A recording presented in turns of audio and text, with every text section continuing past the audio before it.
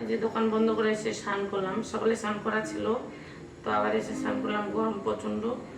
আর এই যে দেখো আমি রান্না করছি, ছোটো উনানটা দেখো বন্ধুরা কি সুন্দর। তোমরা তো জানোই গ্যাস নিতে পারে না, এখানে লাইটেরও আমার ব্যবস্থা নেই, সমস্যা তো জানে। কিন্তু হ্যাঁ বন্ধুরা, তোমরা যে আমাকে যে কথাটা বলছো, মানে স্কিম দিতে বলছো, অনেকে পয়সা দেবে বলছো, আমি খুব খুব খুশি হয়েছি তোমাদের, মানে অসংখ্য অসংখ্য ধন্যবাদ। আমার কি বলবো, আমি মানে আমাকে তোমরা যে বলছো তা থেকেই আমি খুব খুশি হয়েছি।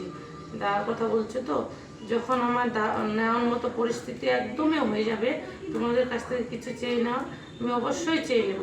তোমাদের অসংখ্য অসংখ্য ধন্যবাদ। আর এই যে রান্না তোমাদের দাদাভাই কিনে নিয়ে এসছে আজকে, দেখো দেখাই, এটা কি বলে মাংস। মাংস কিন্তু পিওর মাংস না, কেউ কিছু মনে করবে না, তোমরা তো জানোই আমার পরিস্থিতি।